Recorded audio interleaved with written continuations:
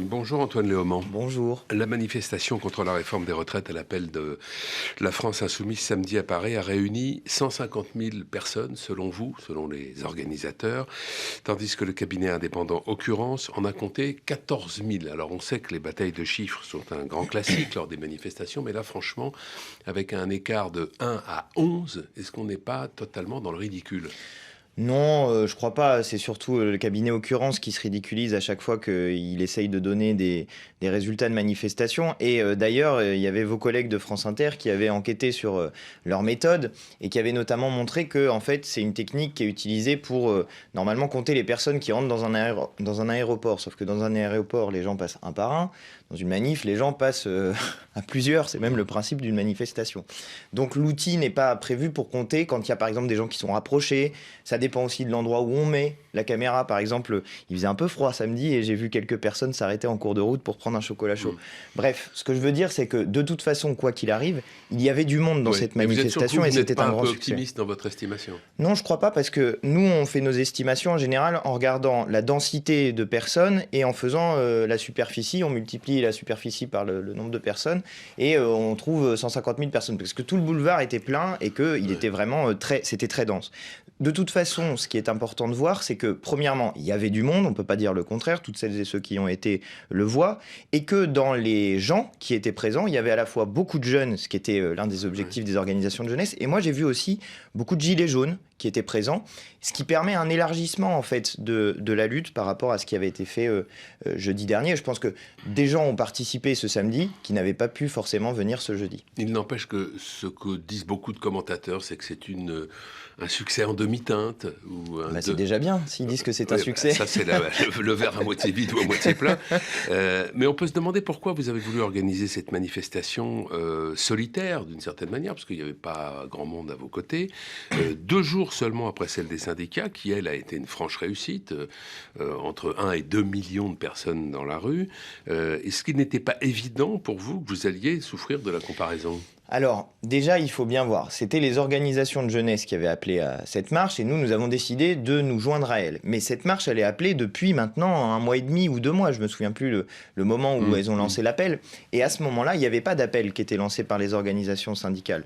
Donc, c'était une première date au moment où c'était fait. Moi, je suis très heureux que les organisations syndicales aient proposé une date qui était encore avant celle-ci. Mais ça aurait eu un côté un peu ridicule du coup d'annuler la marche des jeunes. Enfin, je pense que les jeunes, eux, ont aussi envie de se mobiliser. Je pense qu'une partie était là le jeudi, qu'une autre partie les jeunes a pu venir le samedi. ne pouvaient pas s'agréger à la manifestation Je pense que c'est ce qu'on fait beaucoup en grande partie, mais à partir du moment où ils voulaient porter les thématiques de la jeunesse dans la question de la réforme des retraites, et notamment le fait que si on repousse l'âge de départ en retraite, on augmente le chômage, et notamment le chômage des jeunes, eh bien, il fallait cette marche pour pouvoir en parler. Moi, je suis très content.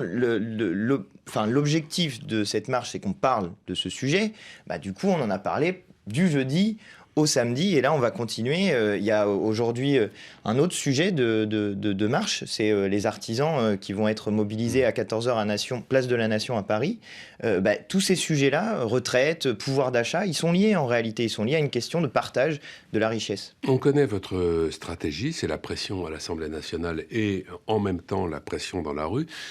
Quelle est selon vous la stratégie du gouvernement ? Est-ce que c'est l'usure ? Est-ce que c'est l'impopularité des grèves qui vont perturber le quotidien des Français ? Je pense que cette fois-ci, le gouvernement n'a pas compris l'opposition très frontale qui existe dans le peuple français vis-à-vis de cette réforme des retraites. On est à 80% de gens qui sont défavorables à cette réforme des retraites. Et surtout, il y a quelque chose de nouveau, c'est le soutien aux mouvements sociaux, il est à autour de 60 à 70%.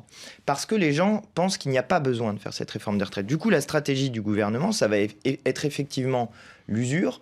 Peut-être essayer de lâcher quelque chose pour dire, vous voyez, on est ouvert au dialogue, on est prêt à la discussion. Et en réalité, ce qu'ils font à l'Assemblée nationale, c'est qu'ils utilisent l'article 47.1 de la Constitution, qui limite le temps de débat à l'Assemblée nationale, et au Sénat d'ailleurs, et qui oblige à avancer vite sur le texte. C'est une forme de 49.3 déguisée en réalité. Donc ils utilisent des outils autoritaires de la Ve République avec les apparences de la bonne société démocratique. Quel est le facteur qui pourrait faire flancher Emmanuel Macron sur cette réforme? Le jour où ça coûte 12...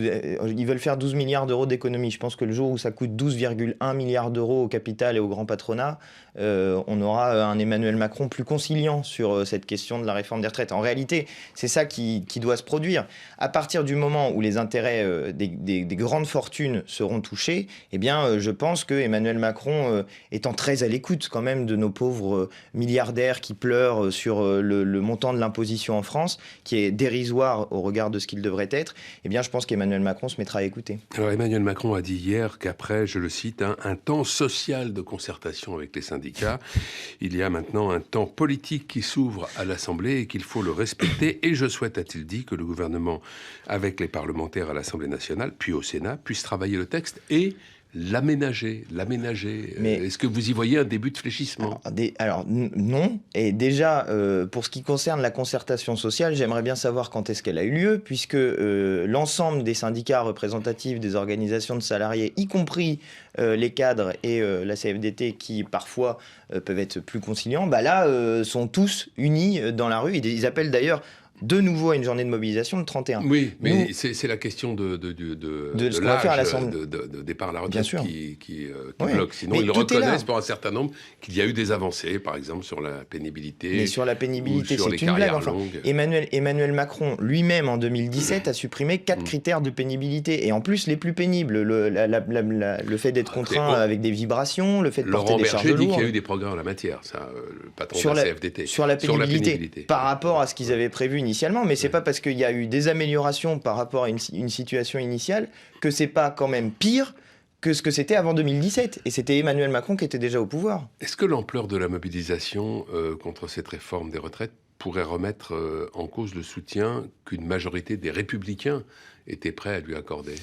Ça, il faut demander aux Républicains, mais je vois d'ores et déjà qu'il y a chez les Républicains des gens qui disent qu'ils ne veulent pas voter cette réforme des retraites et qui considèrent que ce n'est pas le bon moment. Je vois aussi que dans la majorité macroniste, eh bien, il y a des gens qui disent qu'ils ne veulent pas voter cette réforme des retraites. On a déjà 3 députés qui font partie du groupe majoritaire qui disent qu'ils ne veulent pas la voter. Donc ce qu'on nous présentait comme une forme de front uni de la droite pour faire passer la retraite à 64 ans est d'ores et déjà un front qui bat de l'aile, disons. Eh bien, écoutez, on verra à l'Assemblée nationale comment ils arrivent à faire tenir leur bazar jusqu'à la fin de l'examen de la réforme des retraites. Moi, je pense que, et c'est le sens de notre Constitution et de la Déclaration des droits de l'homme, normalement, on doit faire respecter la volonté du peuple français. Là, la volonté du peuple français, c'est pas de report de l'âge légal. La crise au Parti socialiste fragilise-t-elle la NUPES ?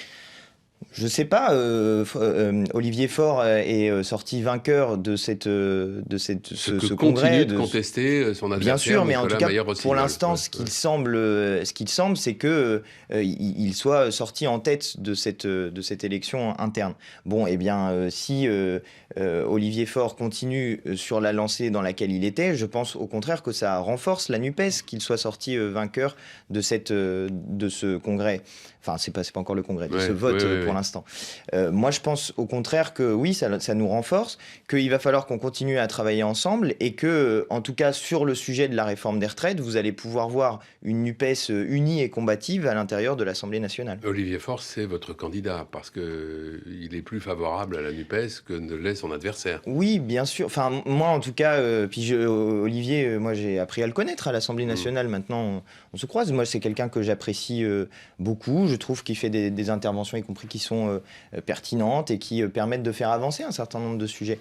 Bon, j'ai des points de désaccord avec lui, évidemment, sinon j'imagine qu'on serait dans le même parti. Mais oui, je pense que ça permet de faire avancer la NUPES et de toute façon, moi, il ne m'appartient pas de commenter trop ce qui se passe chez nos partenaires. Merci Antoine Léaumont, bonne journée.